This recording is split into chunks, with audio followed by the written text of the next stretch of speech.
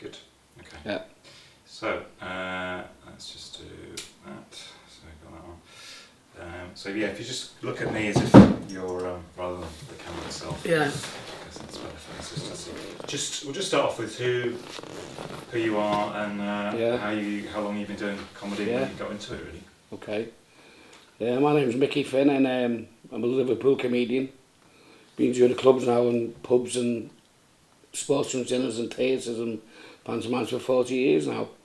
And started off years ago, like I used to be in a pub and go with me mates, have a drink and clown round. And it was a pub called The Cottage on Grace Howard Street, bottom of Boundary Street. And the landlady said, well, it wasn't the landlady, but after I'd done a little spot, he was a guitar vocalist on named Tommy Maguire. I was telling gags on the table to my mate and he went, hey, I'll get up and do a few on the mic. I went, oh, no, you're joking, aren't you? He went, go ahead. So got the mic, the microphone was like that, you know what I mean? So I done about 4 gags. Then the landlady, Kathleen Duff, said, coming out tomorrow night, I'll give you a couple of pounds. I said, all right, yeah. So I went back on the Saturday night and it was busy because all my mates had come in and she told their mates and it was the room was packed then. It used to have 2 fellas on, Bobby Boardman and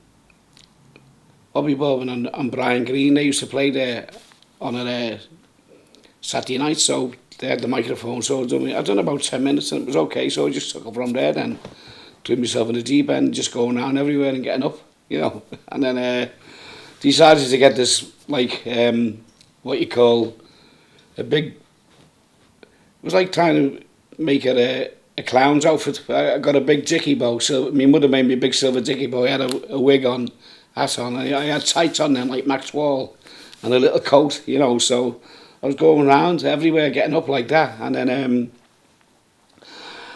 I'd done a club called the Boundy Club once. When I didn't do it, it was in there called the Boundy Club, and I met the fella playing the drums was a comedian named Jackie Owens. And he said, you're having a go, aren't you, son? I went, yeah. He said, yeah, I'll come back to our house. So I went back to his house. And he said, what's all it with the big dicky bow and all that? Because I'd done a charity there a few weeks before. He went, it's hiding your face. And my name's Joseph Flannery. So I picked Joey the Flan, as a thing. And he said, no. He said, the name Joey the Flan. I said, well, I was thinking of using Micky Finn. He went, use it.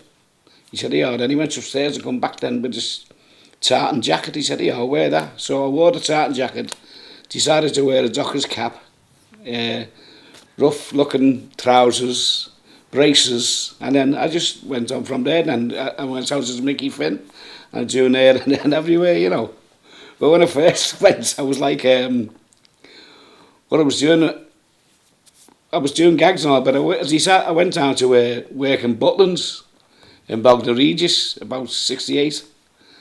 Yeah, it was 68. And everyone brags about, like, Jimmy Tarbuck and Mike Yarwood and all them, and Tez O'Connor said he were head coats. I worked on the pig swill. And I worked with this Irish fella that had no sense of smell. So in the morning, when the waste had been overnight, there'd be a smell about 6 o'clock in the morning, like the night before. We'd all been in town on the cider, so I was vomiting all over the place. And this fella never flinched. So when he was off, I never looked. What you have to do, you have to tilt the bins upside down and put your hands through it and get the knives and forks out that had been left. When you come off the loading bay and we put the food in, knives and forks used to fall in, and you used to have to get them all out before they went to pig swill. So I never used to do it. So the farmer would come back and complain to him when I was off. The place was full of, it was full of knives and forks. He went, well, I haven't done it. It must have been that little scout fella. And then I met a fella named Ken Arnold then on the camp. He was the entertainment manager. And he used to compare all the big shows. And I used to write gags out for him that would been used in Liverpool for years, but he'd never heard them. And he used to come looking for me then, Hey, Scouts, have we got any more of them gags? I went, yeah. He said, yeah, do you want to have a go? So we got me up in the Pig and Whistle one night. There's 1,000 people there. He said, just do 10 minutes. Because on a Saturday it was called like a changeover. You'd have last week's campers going out and this week's campers coming in, so they never had a cabaret show. till the Sunday, and I used to like just testing them fellas getting up and all that, and it was good. And then when we worked in the, they used to have a staff canteen, and I used to get up there in the staff canteen and try a few gags there. So walking around Bognor once, and I seen this British Legion, and I went in.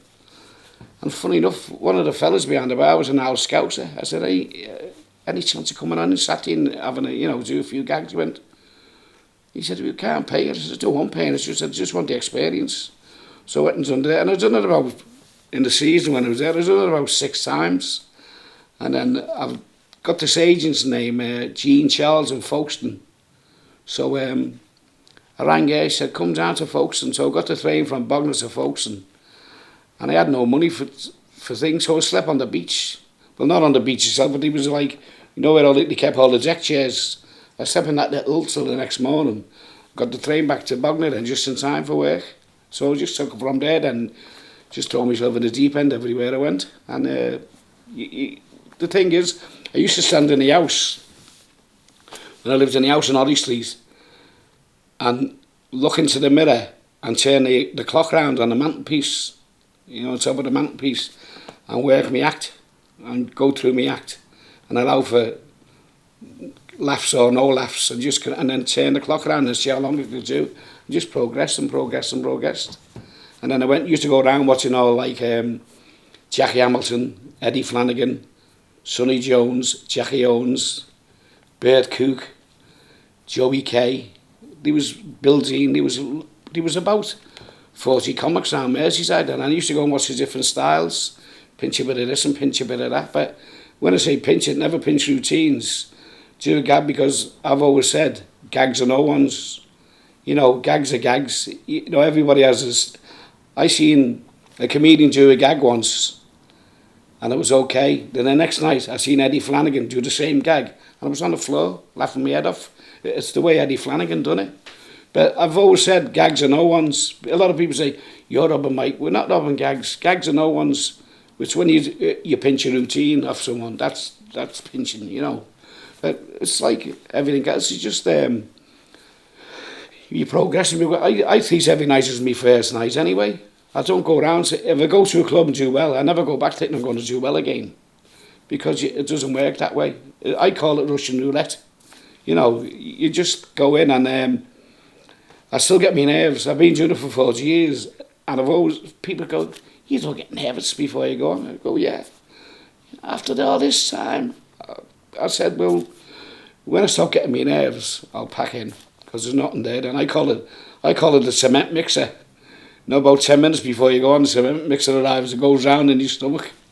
And once you get your first few laughs, it's okay, but when you're struggling, it's worse again. Because we all die. You're only as good as your audience. And it's a great game to be in. It's like, you can have not an hangover, like an headache, or a bit of a cold, but once you've gone on stage, and you get them first few laughs, everything goes out your mind, till you come off, and then it all hits you back again then. But you never let it interfere with your performance. And I don't know what it is about comedy. If you read about comedy, a lot of comedians have had sad lives. I read about Tony Hancock. He just had one sad life. And on stage, he was brilliant, but he had to get pushed on stage. He'd be standing in the wings with his overcoat under the cap, and that's when they push him on and bang. It was like Ken Dodd. I've seen Ken Dodd. I've worked with Ken Dodd. I've seen Ken Dodd before he goes on stage. You're talking to him. Then when they introduce him, it's like putting a light bulb on. He goes about 8 foot tall, and then just goes out, and that's it then for about 4 hours. But that's what I say. You only learn by watching other people, by how they walk on stage, how they walk off stage. When I was a kid, I used to go all the matinees and watch Lola and Hardy, Charlie Chaplin, and then I seen Jerry Lewis and Dee Martin. So I used to love Jerry Lewis and Dee Martin, but mostly Jerry Lewis. And when I was a kid, I used to go and watch all the Jerry Lewis films 3 or 4 times. And then eventually, this other little fella come on the scene, the English fella, Norman Wisdom. And I got hooked on Norman Wisdom then, and I used to watch him all the time, And little characters. I used to love character type of comedians, and then like comedies. I remember being on a holiday camp. The Rob Hunnard camp was in North Wales, and the weather was terrible. It was lashing down all day. So they put all these kids in this big room and put a film on, and the film was on the beat by Norman Wisdom. And these kids didn't know who Norman Wisdom was. And he put this film on, and every kid was falling about, laughing their heads off at this little character. And I had the privilege of meeting him then at a variety club dinner, and they had a variety club dinner for him in the Holiday Inn. It was then in the Mouse House it changed to in Paradise Street. And he came in, and he shook hands with every person that was in that room before he got to the top table. And no, I loved character type of comedians. Like, we had Jackie Hamilton and Eddie Flanagan. They were characters. Every comedian then was different in Liverpool, and that's how it worked. You could put them all on the same show, and no one would clash because they were all different styles. And then a lot of people go on about Bob Monkhouse. They used to see Bob Monkhouse on television and say, "Oh, he's too smarmy." But when he was on stage, he was absolutely brilliant. The cleverest man you'd ever meet, comedy-wise. He was just excellent, just immaculate on stage, sharp as a... Well, he was just unbelievable, you know. And to watch fellas like that work, you go, oh. You watch him work, and I tell you, I went to see it. Me lads are married. Me lads is me married. Me lads are mad on a fella named Jerry Seinfeld, which he has a Jerry Seinfeld show in America. So I used to watch his show with them. And he had 2 appearances in Europe. One was in France, and one was on the London Palladium. I forget the date, but it was the night France won the World Cup. And they rang up, and lucky enough, I got 4 tickets. So we went out. My sister-in-law lives in Hempstead, so we stayed there, got the train into London, then went to Palladium, and he was absolutely out of this world. He just walked on, and then he was in there, and all the faces, you know, and he was absolutely he's one of the best comedians I've seen live. He was absolutely brilliant. And, you know, comedy's comedy, and then you go into the American fellas like Robin Williams, they're all geniuses. Yeah, and they all the comedians seem to make better actors than actors. Actually, don't ask me why.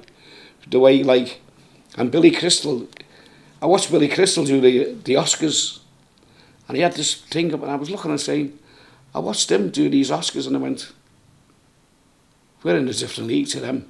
You know what I mean? Which we are anyway, you know what I mean? But when you watch them work, you go, how does he think of that? And then you get back to what Al's going on about the alternative. I've seen a lot of the young lads now, the alternative, and there's some great lads amongst them. I mean, John Bishop's doing a bomb now. He's gone national. You know, he goes all over the place. And there's a lot living off Phoenix Nights, which was Dave Spikey and Paddy McGuinness. And I've never seen them live, but I've never seen them live, so you can't say what they're like. But, you know, that Phoenix Nights put a lot of them on the map, and he seems to have stood back a bit now, piece of cake.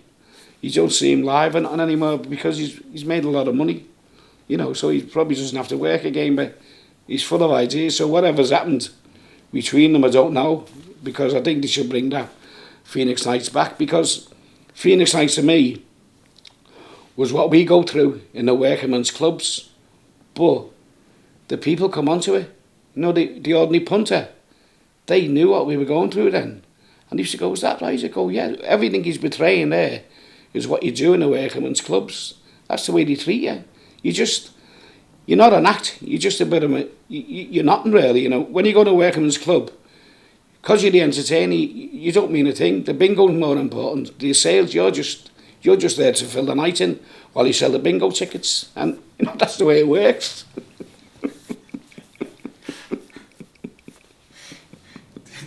Did you, when you said you were talking about kind of watching I mean, there's a skill in it, isn't it? I mean, I think it's like telling a joke. I can't tell a joke. Yeah. I mean, it's pointless because I just don't have the skills to do it. I mean, I think it's a natural thing to it.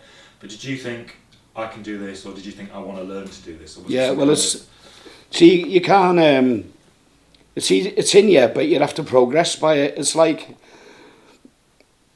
you watch the man, you watch the timing. It's all about timing. You know, I just go on and do my thing, and people say, that's good. But it's about time, and I used to watch Jackie Hamilton, and he'd ride a gag, and then his delivery and punchline, Eddie Fanning was the same, Sonny Jones, Jackie Owens, they were all skilled men. And when I was younger, I was watching these and going, how did you do that? And then you just progress and keep going, take the good with the bad. You know, you just keep going. It's like, if you're a boxer, you get knocked down, you've got to come back the next fight. You know, that's what it's like. If you struggle in the club, die on your backside, you've got to go out the next night and put that in your mind. But the thing with me, a lot of comedians will tell you, if I don't do well in a club, it's like a mental hangover. I'm coming home, I'm like a zombie, and it's with me all day the next day, till I've got to get back on the stage and then try and get it out of my system. You know, and it's just, like you said, you watch the experienced fellas and you learn all the time off them. Like you watch Monkhouse and you know why they're up there, and you go, unbelievable. You know, writing stuff all the time, and like you said, get back to, you know, there's loads of Americans that were great, you know what I mean? And a lot of English, like Tommy Cooper. Tommy Cooper to stay in the dressing room for 20 minutes with a microphone and not even come on stage, and the audience be falling about. You just go, thank you very much, you know, and every now and then think, all right, I'll be out in a minute. And he had the gate on stage, nothing else but a gate.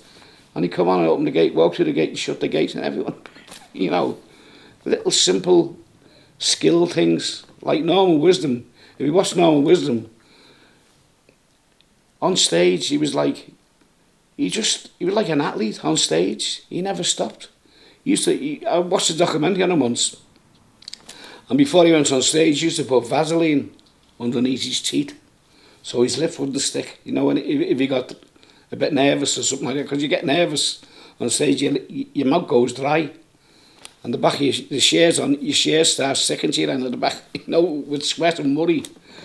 But I used to go and watch all them, and like you just said before, you watch them and the skillful fellas. It's like a fella who wants to build a wardrobe and he watches another fella do it, and you go, how do you do that? And that's how you watch them fellas. You go, how do you do that? Like you go and watch Ken Dodd. He's just like, he covers everyone. You'll get you in. Someone will go, oh, he won't make me, but he gets you in the end. He gets everybody in the end because he just lives for comedy. And Ken Dodd has studied everybody. Yeah, I believe he's got books and books and books of everything. He's just like, well, he's the best study, you know. Now, and you know, when he goes, there'll be nothing left, regardless of the old standard, you know. Why do you think that is? I don't know. It's just like a lot of fellas who are on the television now. The comedians, when they started the comedians, 1971. A lot of them comedians have been doing the clubs for 25, 30 years. They'd been in the Northeast, they'd been in Scotland, they'd been in South Wales, lived in stupid digs and bad digs, and took their good with this, you know, entertaining. Like, there used to be a place in Bishop Auckland, and on Monday afternoon, you'd entertain 1,000 miners. You know, you were learning your trade, Now, there's a lot of comedians on television now. Best of luck to them. They've only been going 2 years, 3 years, and they're on television. The comedians, all them comedians like your Mannings, your Carsons, your George Ropers, they'd been going for 25 years before. They weren't an overnight success. They'd done their own work. They'd done the skills. I mean, Ken Goodwin done a place in West Orton, Monday to Saturday, and he died every night. Every night he died. He goes on the comedians, goes back to the same club 6 weeks after with the same material and brought the house down every night because he'd been on the comedians. And when I eventually done the comedians, but when we weren't on the comedians, you'd have to watch it because it went out on a Saturday night before they come to the club, like 7 o'clock, 7:30. So if you went on a club and done a gag that been done on the comedians, they'd all go, oh, George Roper or Manning done that tonight on the comedians. But like I said before, gags are no one's. Everyone has their own routine of doing. And like I said, these fellas now, better luck to them. It's not sour grapes or nothing. But a lot of them have never done their own work. Not their own work. They've never staged built themselves up like 20, 25 years and then gone, oh, I've got a break here. They haven't. You know, Ken Todd was going for a while before he got a break. You know, Tom O'Connor, when he went on opportunity knocks, Tom O'Connor, and the fella said, well, come down to London, we'll give you so much a week. He went, I'll get that in Liverpool now. And he didn't believe him, because Tom O'Connor was the hottest comedy act going in Liverpool then, because he'd do 3 or 4 nights, 3 or 4 spots a night in Liverpool, and you couldn't get tickets for Tom O'Connor. But they were offering him the same money that he was getting on his doorstep, and they didn't believe him. But like you said before, it's just, you're still learning. You know, I think I'm still learning. You know, you'll do a gag one night, the best you've ever done, and go, oh, I enjoyed that, you know. But it's only like through watching other fellas work. I call it, like you said before, it's like a skill, and it's all about timing. And, you know, fellas, I know fellas in Liverpool that can sit round a table in a pub and you'd be falling about. You know, your sides would be aching. But put them on a stage with a microphone on their own, facing 300 people, and they can't do it. It's amazing. I don't know what it is, but they can't do it. But they can do it around a table and have you falling about. But they freeze when you put them on there. It's amazing. That's great. This is great. I love the idea of this kind of boxing thing as well. That it's like, you know, it's like a fight. You know? It's a fight. You fight you against the audience. You know, that's what it is. It is a fight. It's you against them. Because once you walk on stage, and you used to have backings, and you don't have backings now, but once you walk on stage and the backing walks off, it's you against them. And you've got to make these 200 people laugh. And you go. Sometimes it doesn't work. A lot of times it doesn't work. But when it works, it's great. You know, it's lovely when it works, because you're on a high then. But I've always said, whether you do well or struggle, never go the back way. Never, always come back the front way, even if you've done a bad night. Because there'll be someone there that's like you. You know, there might be 300 people in and 299. Oh, and there'll always be that one that go, oh, that was nice, that lad.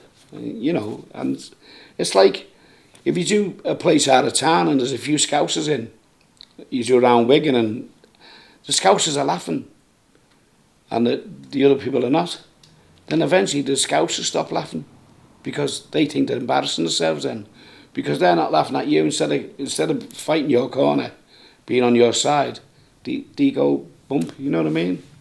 I remember I'd done a season in Blackpool and the compere come on, he went, any Scousers in? Nothing. So when I come off stage, I come in and next minute the fellow went, all right, Micky lad, am I here? I said, how long have you been in? He said, I've been in all night. I said, well, he just said, any Scousers? And no one said nothing. You know, there was about 6. I said, why don't you put your hand up and be proud of where you're from? You know, because we get this label Scousers and we're not. You know, because there's a few bad Scousers, everyone gets labelled. You know, you go to town and you're fed up fellas shouting, what car have you come in? Well, I hope my hood caps are there when I come off. And all. You just ride it now, because it's wars off and looks back to me. It doesn't bother me anymore, because that's their intelligence. That's the only thing they can stop you at. You know, and it's not a good echo stop it, because we've heard it. Every Scouse comedian, watch, as soon as you walk on, watch your handbags, girls, and all that. I remember at a compere once when I come off stage. I was doing a sportsman dinner in Oldham, and I phoned a compere and said, look, I said, I won't go for the meal, because that's another thing with sportsman's dinners. The sportsmen, they're getting a lot of money, and they go on first, and they're going on at 9:30, 9:45, and the people have come to see them. Then about 11:20, 11:15, they throw the comedian on. And they haven't come to see the comedian. And you go out on a Friday night when it's all fellas, they've booked taxis to go into town. So if you're going on 11:15, 11:20, they're getting up and going out to get the taxis into town. Plus the fact, the top of the bill in the cabaret game never went on first. The top of the bill finished the show. Now to me, the sportsman is top of the bill. Should never go on first. the comedian should always go on first. Because for the simple reason, they're getting 3 or 4 times more than the comedian gets, and they're getting the prime spot. They haven't come to see the comedian. They've come to see whoever the sportsman is. And that's what they're waiting. Why don't they put the comedian on first? Then have your stand-up bingo. Then put the man on they've come to see. Instead of putting the man on they've come to see first, then they're disinterested in the comedian. And it doesn't... years ago, they had Tony Christie, Ronnie Dukes and Ricky Lee and all the drifters. They never went on first on Allison's or any cabaret club. The top of the bill's gone on at 8:30 till 9:30. What do you do for the rest of the night? Because you haven't come to see the comedian or the female singer. You've come to see the top of the bill. And that's the way these sportsmen dinners should be educated now, to put the top of the bill on after the supporting act. The comedian is the supporting act. He's not the top of the bill. He's getting 3 times, 4 times less than what the top of the bill's getting. So why do let them go on at 11 o'clock and feel a bit more strain than have to put us through it? It's the way it goes. Very good. How are we doing for time? Yeah, I'm all right, yeah, okay, yeah. Do you want to talk a bit about Allison's? Yeah. Just a little bit about how you kind of started working there, and just what it was like. Well, the first time I ever done Allison's was... I done it on a Sunday afternoon. I'd always wanted to get in there because I used to go and watch the acts and that. Anyway, I got a booking there for the week, Monday to Saturday. But you had to do, he's on Monday, he's on Sunday, he's on a full week, he's on 7 nights at Allison's. But you'd also done a Sunday afternoon. And if it was a local top of the bill or a good top of the bill or a reasonable top of the bill, not like a mega top of the bill like, say, Forsyth or Frankie Howard, they were big top of the bills then.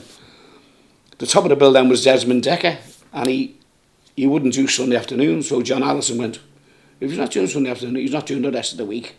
So they brought the in-crowd in from Liverpool, which were a fabulous group, and I'd done the week with them then. That's how I started. Then I used to go and watch Allison's, and eventually I got Allison's regular, and I ended up doing all right at Allison's, so I was there regular.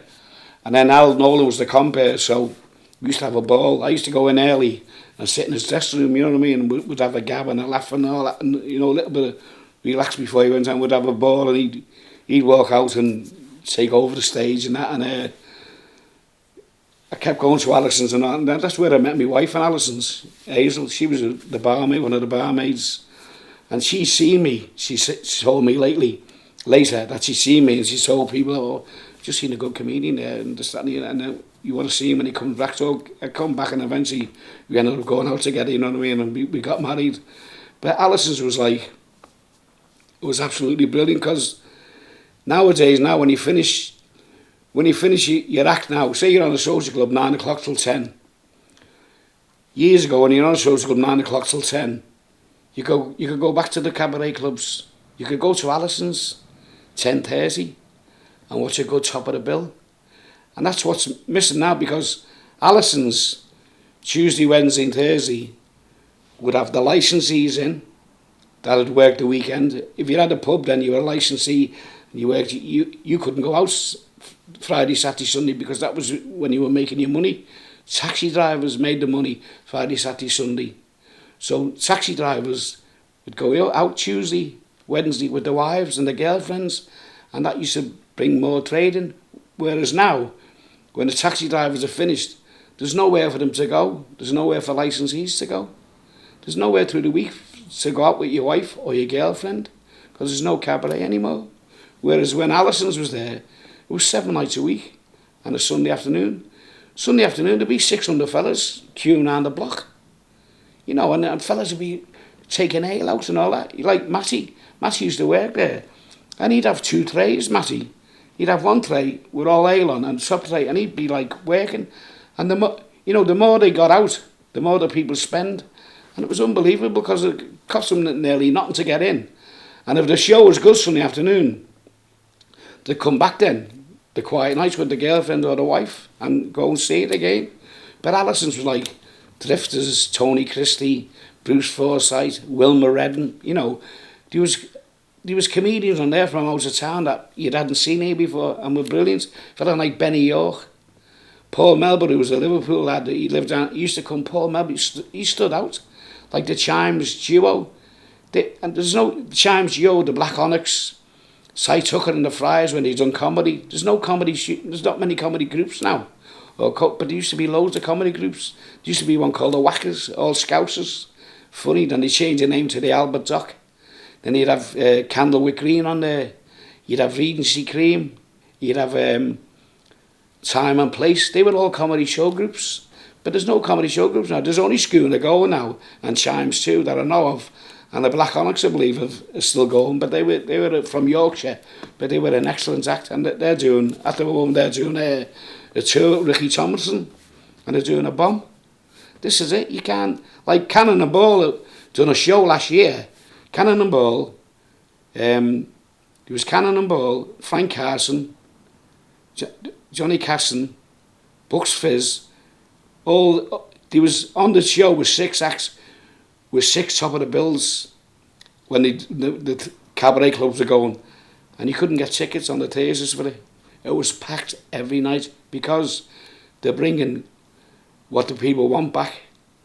You know, like now you go to a Thursday now, you'll have the comedian on first, then you'll have the top of the bill, so that's 2 acts.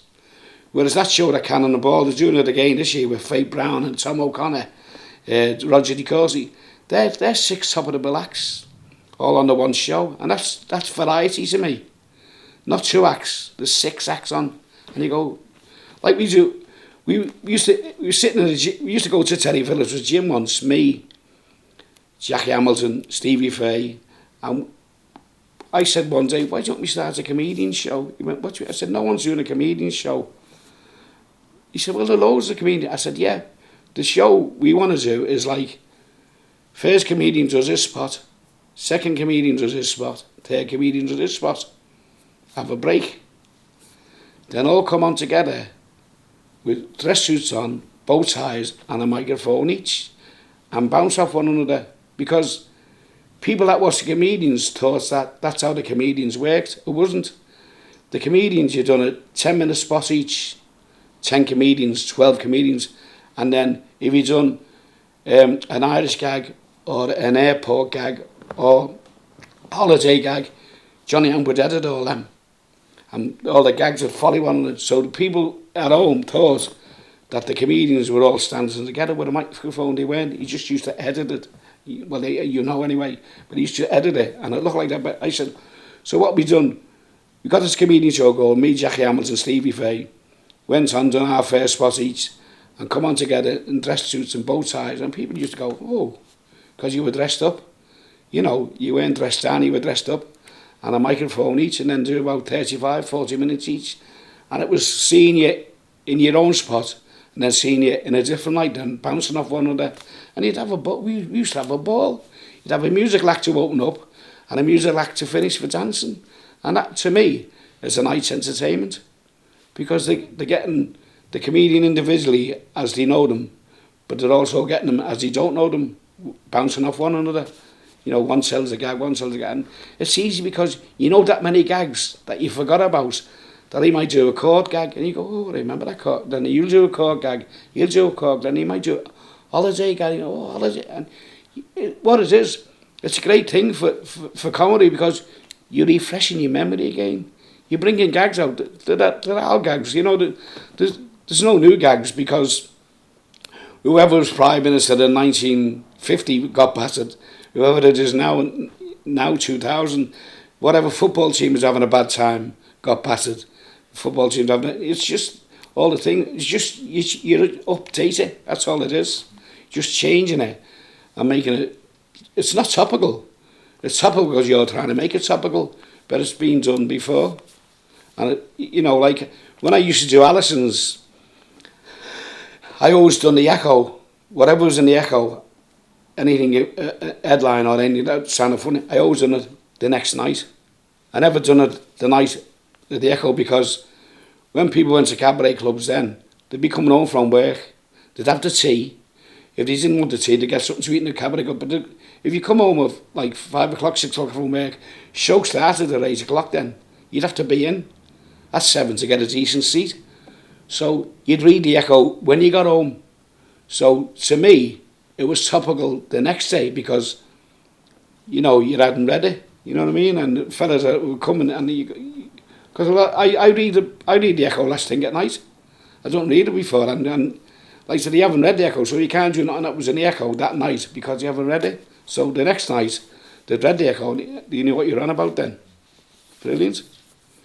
It's kind of like this kind of three thing. I mean, it's, you know, like you get these 80s groups. Yeah. There's something about where you get supposed to do shows together. Yeah. There was that That's it. touring thing. Yeah. It? And it seems like that has just become like reality rubbish, Yeah. isn't it? I mean, Yeah. there isn't really any kind of quality. No, on there's no quality. it's No, it's very just like, kind of an afterthought. you know, you're watching like Big Brother, fellas cooking it. It's, you know, why? And when, you know, to me, you're sitting on a couch watching people sitting on a couch. You know, you're sitting on a couch watching people sitting on a couch. It's like cooking. I mean, how can you put a chef on a cabaret club at 11:30 at night making an omelette? You know, or telling you how to baste the chicken. You know, this is what's took over. You know, or a fella on stage showing you how to build a wall. You know, that's the way television's gone now. And that's why that show, like I said before, that was going last year with Frank Carson on him. You couldn't get tickets for it because it was it was entertainment. I mean, when we do the comedian show, the Laugh Pack, you know, touch wood, it's busy. Okay, it's not busy because we're on. It's busy because, okay, it is busy because we're on because it's comedy, but it's busy because we're not names. Do you understand what I mean? We're not national names, but when we do it, it's busy because it's a nice entertainment and it's different. You know, the show starts at 8 o'clock, 8:30, doesn't finish till 12. And they have the little game of bingo in between. Whereas now, you go into a social club now, nothing starts till 9:15. No disrespect to guitarists or guitar vocalists or singers, no disrespect to them. But that, you know, they do the one spot, then they do like 9 o'clock to 9:45, then they have the bingo, then they do a dance spot. Whereas with the Laugh Pack show, it's bang, bang, bang, a little bit of a break, have your bingo, then bang, bang, bang again. So you get a full night's entertainment. You know, for what, you know, people will stay in for 3 weeks to go to that one night, I think. They're rather than go and watch, you know, one act. If we managed to do this kind of one night with these four things and different things, and it would on like something like a celebration of comedy through the years, do you think that could work? Do you think that was going to demonstrate something to people, or do you think? I don't know. It's showing different light in it. How we were brought up and how they brought up. You know, like it's not. They say we're the old school. Maybe we are, but the thing with me is like, excuse me, I've seen a lot of the comedians, the alternative comedians, and some of them are great, you know what I mean? But it's only me. I might be old-fashioned. I don't like the way a lot of them dress. You know, like I'm sitting here now, like, don't you, that's the way they go on stage. I seen the Top of the Bill once on a comedy club. And he'd been on a comedy club Thursday, Friday and Saturday. I went to see him on a Saturday and he was explaining what he'd done in the daytime to the fella before he went on. He'd been here. And he was going on the clothes that he'd been walking around all day in. I went, I couldn't do that. You know, I'd have to have, if you want to go on in jeans, have jeans, nice shirt, but some of them, it's just, well, to me, I'm not against, you know, I've always said, if it's funny, it's funny. But I like to see them dressed up a bit more. You know, that's the only thing I've got. I haven't got nothing against them.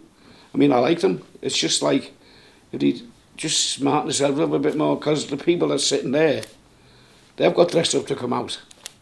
You know, they're turning up, and you know, they're leaving the house like this and getting up on stage like that. And you know, whereas like you see the old school comedians carrying the suits in.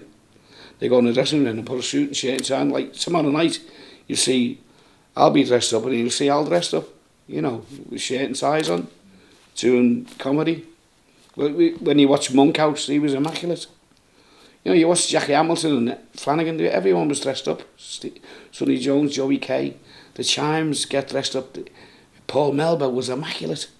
You know, he would just, you'd come on and all the acts then, that was doing Allison's.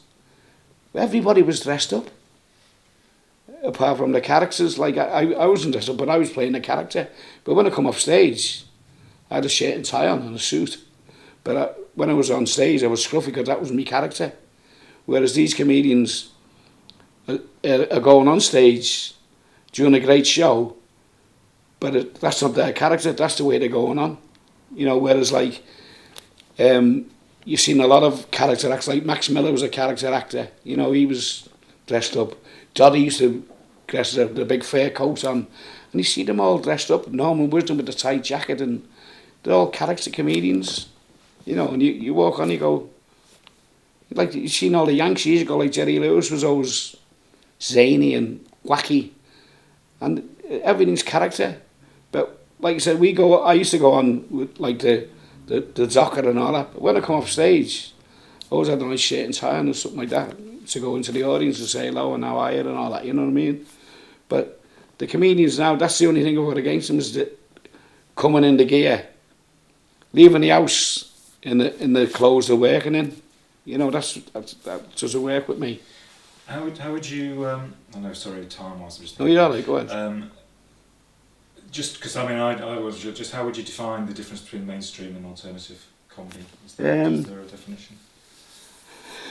It's I think mainstream and alternative is, like you just said before, if it's funny, it's funny. But I think a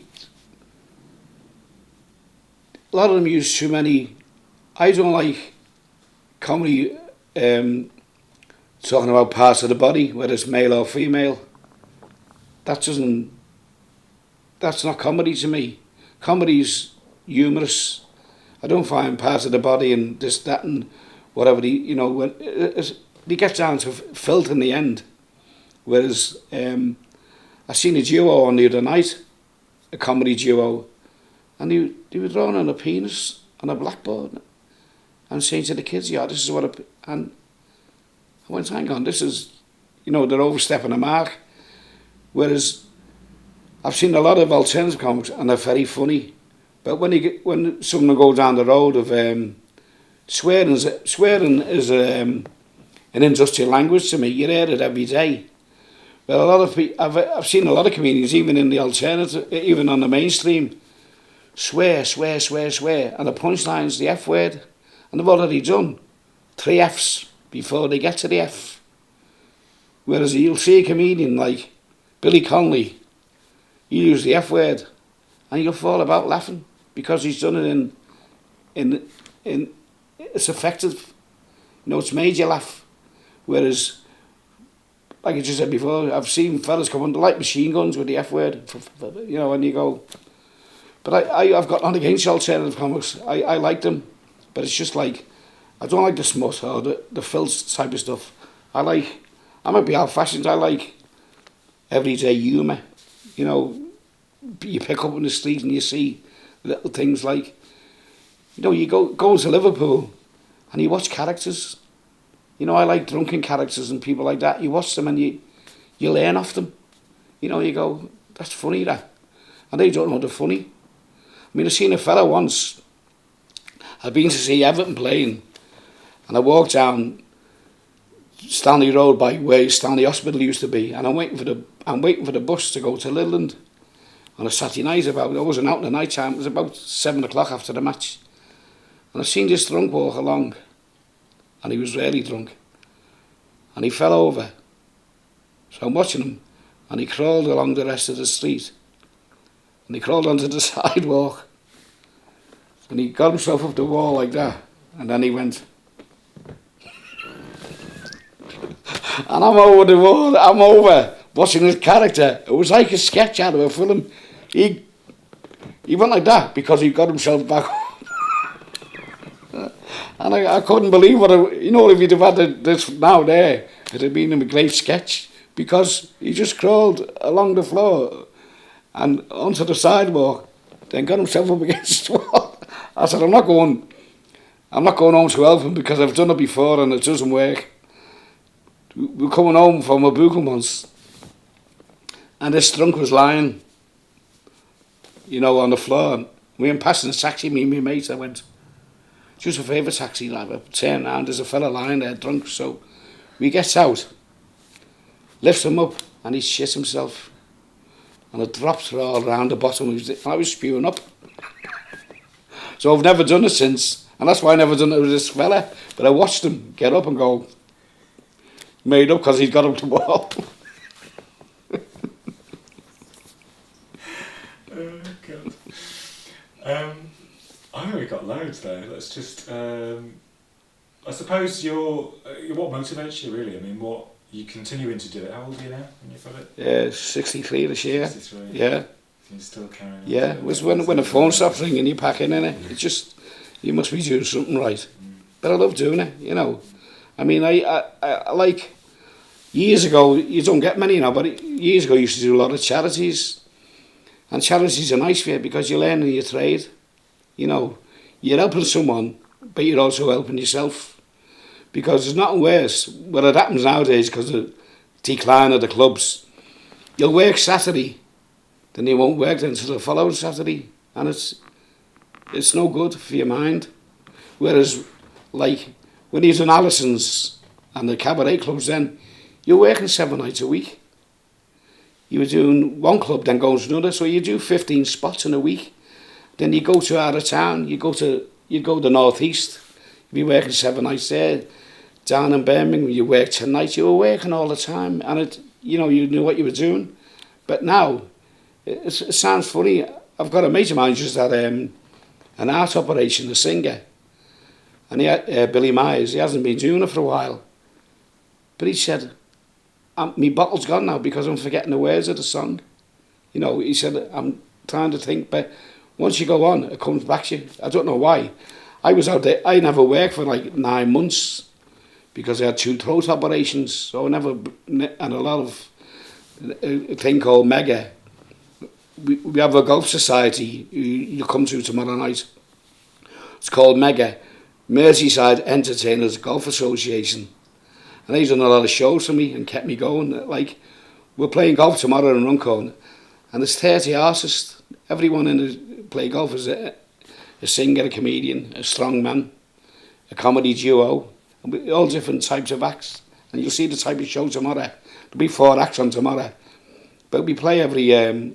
we have a fella named Tony Bruce, who's 75. He's been doing the clubs for about 50 years as a strongman, bending bars and all that. And you can't see for looking, you know what I mean? And when you play golf, he'll hit the ball and go, where did that go?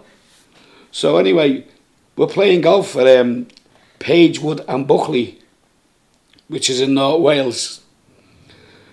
So he tees off and I'm walking and someone said to Tony, have you got your ball, Tony? He went, oh, right, I found it. And he went, pump. He hit a mushroom. So he hits this mushroom. So it went all over the course. So when he goes back about 3 months after, the same course. So Tony goes in the pro shop, said to the fella, how much are your golf balls? Fella went, 25 pence an ounce. And that's a true story. But we're all characters. And then when I went in Mega, when I was sick for 9 months, they done loads of shows for me and kept me going financially for paying me bills. And because we're bread and butter comedians, we've never made it. So what we do now is our living. We've never gone like years ago. The reason that the cabaret clubs are shut now, because them top of the bills then got a lot of money. You'd have the drifters on, the place would be packed for 7 nights. But you can't get the drifters 52 weeks of the year. So you have to take the good with the smooth. But you also had top of the bills on that were on ridiculous money. And then they'd take the money, and there's nothing for us then. And that's why the clubs were shut, because there's nowhere for us to work now. There's nowhere for people to learn the trades. That's why I like these comedy clubs, because the comedy clubs in Liverpool are keeping Liverpool humour, whether it be alternative or mainstream, they're keeping the Liverpool humour going. And that's why I like it, because it's Liverpool humour, whether it's alternative or mainstream, we're from Liverpool. We're Liverpool comedians. And like, I done the comedian show once for Johnny Amp on the television. And he had used to have 10 comedians on, 12 comedians, they all done 10 minutes each, like I said before. But one night he had 12 comedians on, and they were 12 Scousers. You know, you wouldn't get that anywhere else. You know, you get a Cockney in Manchester and a Scouser. But this night, he had 12 comics on, and every comic was a Scouser. It was great. All fighting for one another's act. I liked what you were saying about the audience as well. I mean, I just kind of from those where you kind of go and speak to the audience afterwards and stuff. Yeah. And I suppose a lot of celebrities and a lot of big artists now, they're out the back and no, it was no good. No. It was this kind of, and I suppose it fits in with the boxing thing. Yeah. You cheers after the fight. So, yeah. But it's like, what's her name? My idol, as you know, I said before, was Jerry Lewis. And on my 50th birthday, my wife teased me. She took me to America, Hollywood, Los Angeles and Las Vegas. And within Los Angeles, picked the paper up, and there's Jerry Lewis in a play in Hollywood, which was not far from where we were staying, an hour away in a car. So he goes down, I'm like, oh, Jerry Lewis. And they don't say, like, we're shut. They say we're dark tonight. You know, they say we're dark, but wasn't open. And the next day we were going to Vegas. This was my birthday treat, so we drove to Vegas anyway, so we get to Vegas. And eventually we get back home.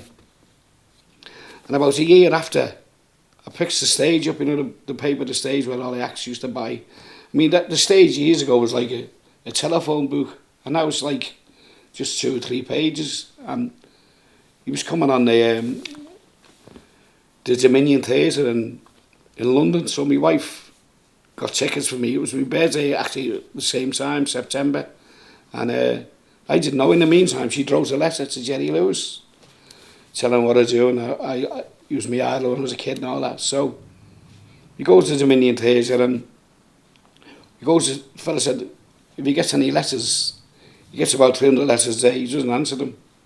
And I'd heard all this about him before, about him not acknowledging people. So we go to the stage door at the end. Next to this taxi pulls on the stage door. It's not just us, there's a load waiting for them. The stage door opens, Jerry's into the taxi and away.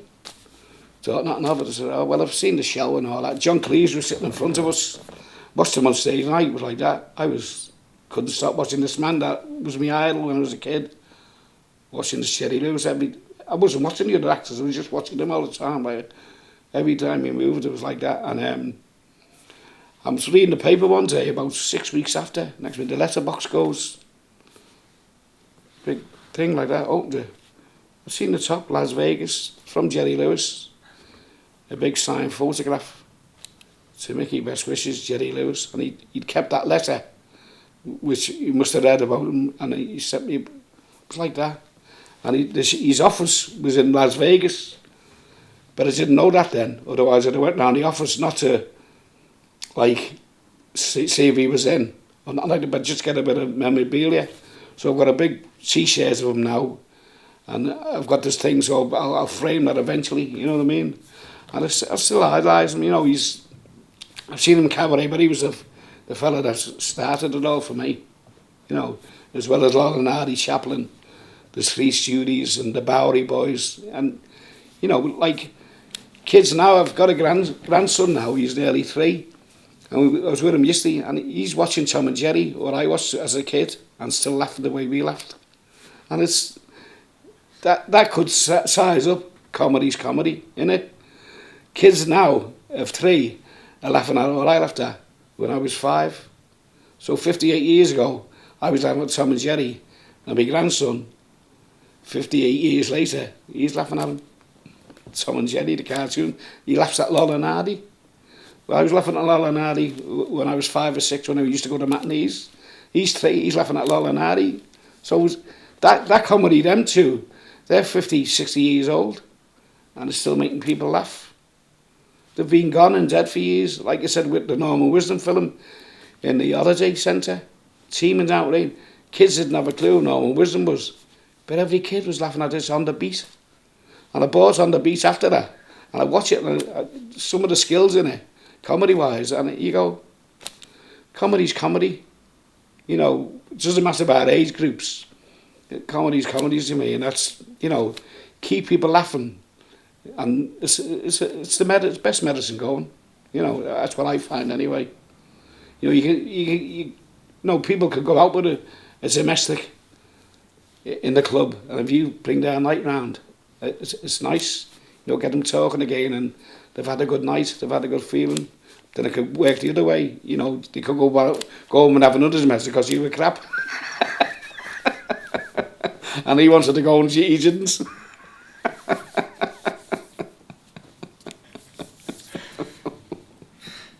That's great. I'm trying not to laugh because I don't want me on the soundtrack. There's lots in here, you know. Yeah. I think comedy is the way to do this event somehow. We just need to kind of package it, don't we, in this thing and find out who the other two comedians are. Yeah. And there's something about a celebration of that. Yeah. And how things travel and go round. Because also I think the internet's helped in a lot of ways because everything's available now, isn't it? Yeah. You can get all these kind of things and shows that people, and music and things that people, it was quite difficult to access. See, I don't know whether this would work. Me lad does comedy. Me lad's an alternative comic. You know what I mean? I don't know whether that'd work. Him and me on the same show through the, you know, how his dad working, how he's working. You know what I mean? That's it. Yeah. Because he's the alternative clubs. So thinking about, well, let's do it. I think that's it's a way. I like this thing about bringing ages together. Yeah. So there's a different sort of gap in that because I think there's often a lot of distance between. Yeah. What. Well, it's like Stan Bob, his lad's doing well on Sky Sports. Paul Bowden, but he's also a stand-up comic. So he's took over from his old fella, and he has his back of his mind, I don't want to be classed, you know. He's used the name Boardman, which he's got to use. Me lads use the name Sean Finn, but they don't want to be like, they want to do their own thing. They have blinkers on. I don't want to, you don't know, I do what I do, you know what I mean? And it's everyone entitled to their own thing. Yeah. I don't know how to work with him on the same show. Well, let's put it into the pot. Yeah. Well, let's think about it. I think we've just about done it. We've good in an hour. Yeah. Think about it, because once we've got that package right, then we can use the film sort of, and it will come out of maybe when we think about it, and then that event can be the final. Yeah. But I think there's a lot of alternative ones that are good and experienced, you know what I mean, that work on this. But like I said, I'm not like Al, I'm not against them, you know what I mean. The only thing I said, like I said before, is the appearance. That's the only thing, you know. And the cheap laughs. Yeah. Like being crude and stuff on stuff. You know, it's like, and the filth, not so much the swearing. The swearing's not, and it's just, you know, the innuendos and talking about body parts, and it's not funny to me. I don't know why, it just doesn't seem funny. I might be old-fashioned. You know, but I think there's other ways you can get humour without going, excuse the pun, that low.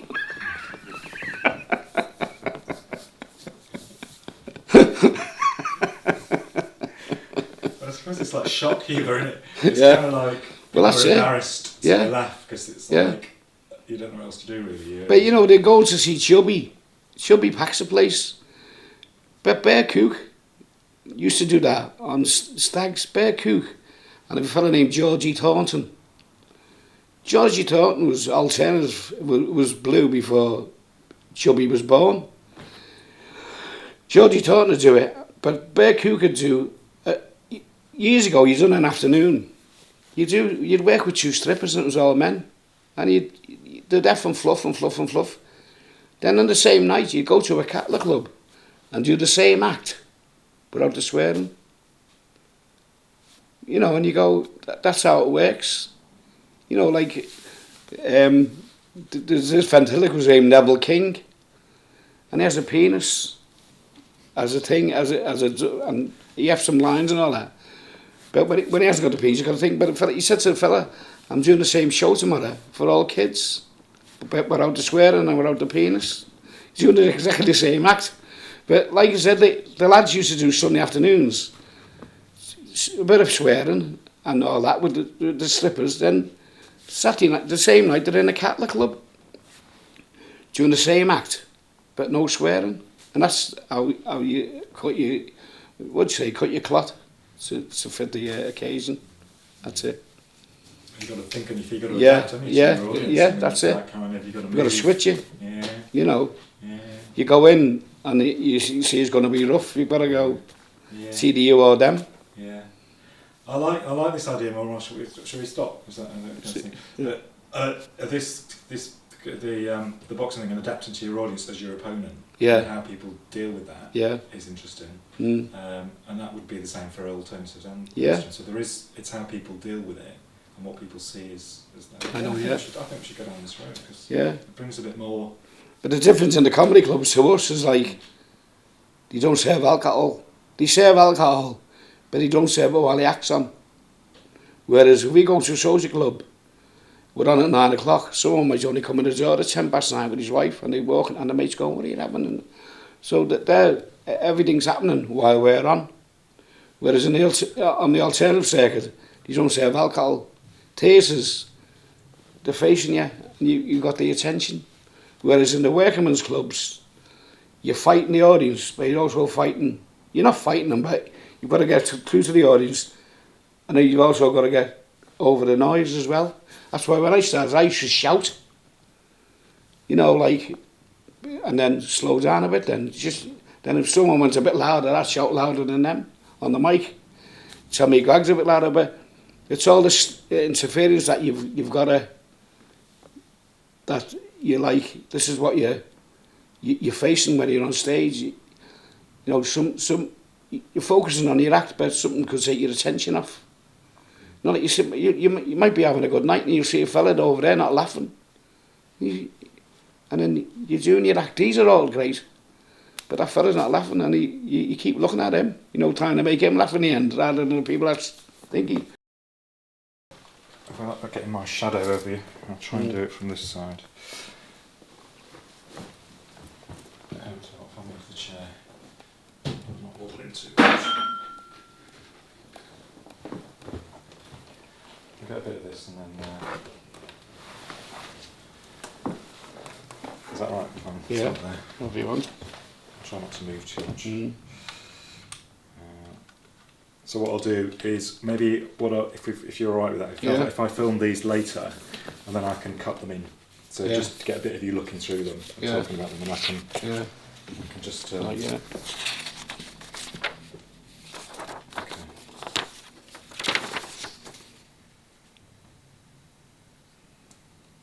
Oh, hang on, I'm losing the battery in there. Sorry about this. All right.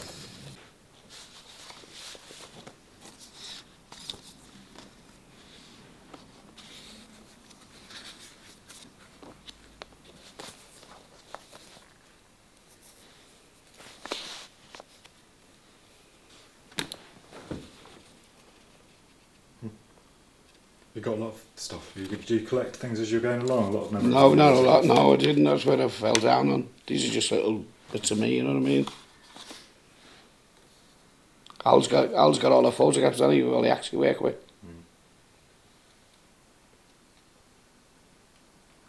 Do you wish you had kept more stuff? Yeah. Because you don't at the time, do you? But there's loads like I mentioned it in a minute when we start talking. You know what I mean, about certain things that. I never got certain acts I never got me photographs taken with, you know. Should have done, you know what I mean? But people that I idolise as well, work with them and never got me photograph. You know, like Frankie Lane, well, one of my dad's favourite singers, Guy Mitchell. One of my all-time favourites is a fellow named Benny King, lead singer with the Drifters. I'm on the Floral Pavilion with the Drifters in New Brighton. And I'm in the dressing room talking to Benny King.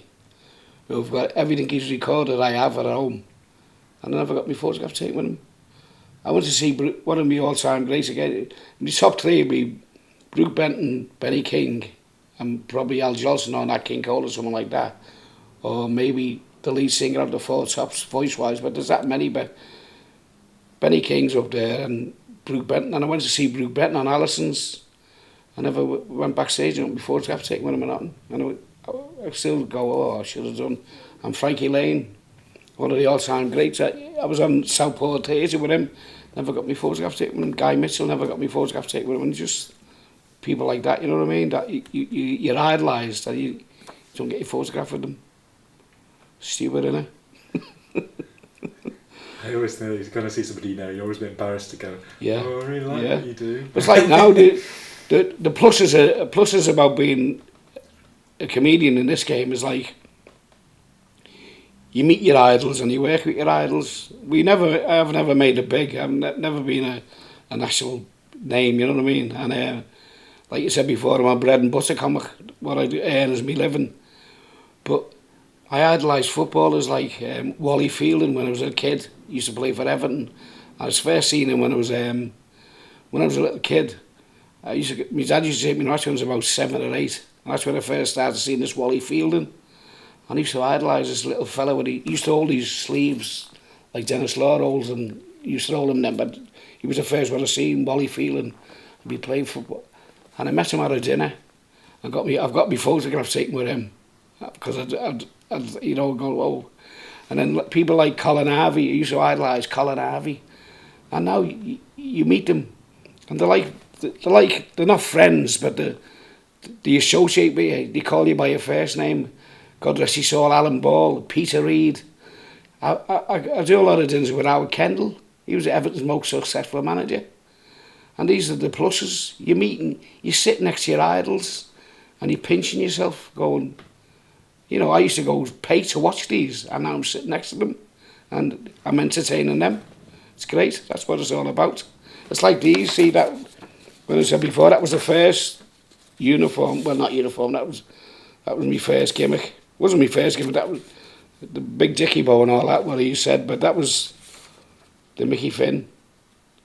You know, the Liverpool jockey, and that was their coat. The tartan coat Jackie Hamilton gave me. Not Jackie Hamilton, sorry. Jackie Owens gave me. And I used to walk, I wore that for years, in and out, doing different clubs and all that, and then when I started travelling, it was the Liverpool jockey image wasn't going, so I progressed into wearing that type of thing, and that's how I got shown on the comedians with that on. I've done the comedians years ago in that first off, and I must have been still a bit raw when Johnny Am seen me. And I don't think he was too happy with the image of that. But then again, when I went and done the comedians again with that, he showed me on the comedians with that on, and just progressed from there. Then and that, when I was before talking about doing the comedian show, that was the first one. Me, Stevie Fay, and Jackie Hamilton. He's passed away now. Jackie Hamilton, Stevie Fay. He's 82 now. Still goes around town making everybody laugh, but he doesn't do it on clubs, you know, anymore. Very funny man. He used to come up with some lovely material in the gym. You know, sitting on the three of us used to go to the gymnasium, but the biggest part of our body was our right hand because it was all the coffee we used to drink, you know, biceps, and we'd have a good laugh. And that's Stevie again there. That's when we done they had a cartoon thing in the Echo called Scotty Road, and the editor then was a fella named George Grigeen, and he wrote a song called Down Old Scotty Road, which was to the tune of Old MacDonald at a Farm, but he wrote it about Scotty Road. So Stevie Fay, myself, Billy Mucho, Joey Kay, and at the background there, the Hillsiders Country Western group, we recorded Scotty Road song. First time I ever sang on a mic, and it was on record, Down Old Scotty Road. And we done it in Strawberry Studios in Stockport, which was owned by 10cc. That was their studios, and we done that. We sold a lot of records for charity. I've still got it now. People say, where can you get it? But you can't get it now. Down Old Scotty Road. And that's when we all done it. We just made a personal appearance there. That's the top of Pendon Street down in Scotland Road. That's the Eagle pub there then. He's one of the funniest men I've ever seen. You've seen him, Norman Collier. He's absolutely brilliant. So that's when I was on. See, this when it was too late. Then I started to get my photographs taken when it was too late. And that was when we were in New Brighton. And he's one of the all-time Scouse comedian greats, Mr. Jackie Hamilton. Absolutely brilliant. Ask anyone in Liverpool about Jackie Hamilton, just go. Phew. See, and that's the show we just done. And like I said before, that was the comedian show we done. Jackie Hamilton, Stevie Fay and me, that was our first comedians. And then we done it one night. This was a birthday party for a friend of ours. And he was a young lad then, Sean Stiles, who's got his own radio show now on Merseyside. He used to come round with us and he went to gym and all that. So he got up with us that night. We had a ball. And then Stevie decided to pack in. He said, I've had enough. So Al Nolan joined us then. And that was the other lineup of the comedians then. Jackie Hamilton, Al Nolan, me. And that's how we used to go down as the comedians then. And then poor Jackie passed away then. So it was me and Al just left. So rather than, for the sake of people like him and Stevie, we started, for the sake of them, we had to keep it going, you know what I mean? We had to keep the show going because, you know, they wouldn't want it, they died, but they wouldn't want it, the comedy died, so we come up with the idea then. I said, let's call ourselves the Laugh Pack, because everyone was called the Rat Pack. I said, let's call ourselves, and that's the show we do now. Eddie Archer, myself and Al Nolan, that's the show we do now. Like I was telling you about before, you know, the same running order. And if Eddie can't do it, or Al does the cruise, we have another comedian named Frankie Allen, who's a great comedian, you know what I mean? He's the one that, if you're doing All Men, he's the one you'd book, you know what I mean? He's absolutely great. And he stands in for either of these two then, or vice versa. And we've got to keep the comedy going. That's what Pantomime had done. She's absolutely famous now, that's Aldi. Heidi Raines out the Sugar Babes. Look at their little kid there. Great. And that's another one I've done. I've done loads of pantomimes, but these I've got loads in the house. That's the one I've done, Jack and the Beanstalk with P. Price. That was on the Royal Court. Had a cracking time then, it was great. Everybody got on great with one another there, it was lovely. Great. And that's the best bit of work I've done. Night Collar, I think it's the best. It was absolutely, I just absolutely loved every minute of that, and I just loved to do something like that again. It was just brilliant. You know, it was really, the audiences were absolutely fantastic. They've done it since, like, but I wasn't in it. But I loved every minute of that. I'd love to do more. Then we done one after that called the Ale House, which was set in a pub, and I was the old glass collector Joe, rolling me ciggies and barring people out and all that. It was great. And then most of the stuff there, it's just, but like I said, I regret not getting my photographs taken with that's my wife what I met there, and Alison's. This fella's Jay, he married a lovely girl called Leanne Campbell. She does a lot of pantomime. She's on Juice Radio now at the moment. And that's when we were at a function once, and Leanne was on stage, and that was me, Hazel, and Jay, Leanne's husband. They're having a baby now anyway, and it's good. And that it was, you know, there's, like I said before, I just regret not getting me. This is another one,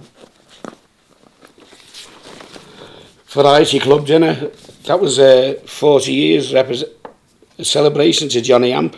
And there's George Roper now, he's passed away. God rest his soul, Mick Miller. And on the top table there's Cannonball. And there's me, Hazel and myself, and that, he's passed away, good comedian. I never mentioned him before, I should have done. Hal Dean, great Liverpool comic. And there's Stevie at the end there.